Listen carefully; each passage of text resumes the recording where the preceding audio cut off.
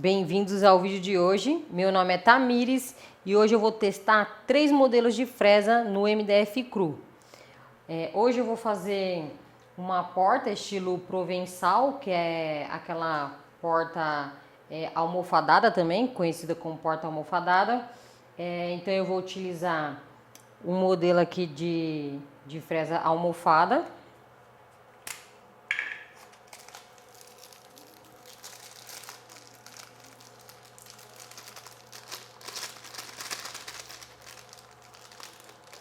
Vem bem embaladinho aqui. Então eu vou utilizar esse modelo aqui de fresa almofadada, tá? Depois eu vou dar uma arredondada nos cantos da porta com essa fresa aqui de arredondamento de canto.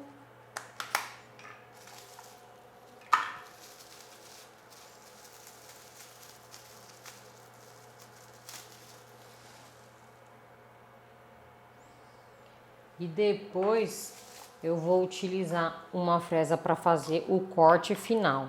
Eu vou utilizar essa fresa aqui, TCT, né? Que ela tem haste de meia polegada. É uma fresa de 3 cortes.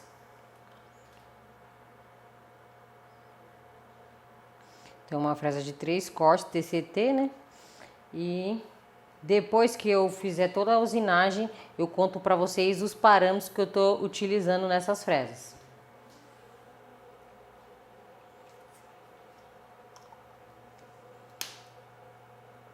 Então, primeiro eu vou utilizar essa daqui, deixar ela aqui.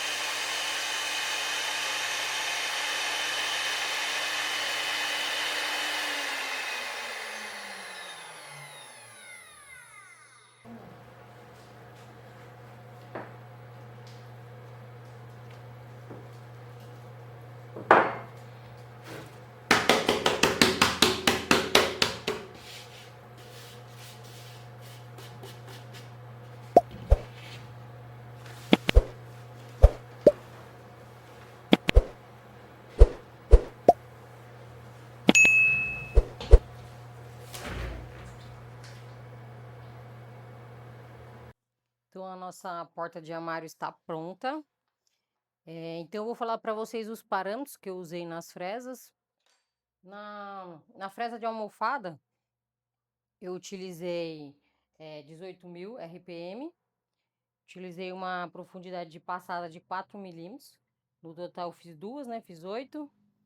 E utilizei um avanço de 1.200 milímetros por minuto. Na fresa de arredondamento, eu utilizei uma passada de 5 milímetros, também fiz duas passadas, um total de 10 milímetros.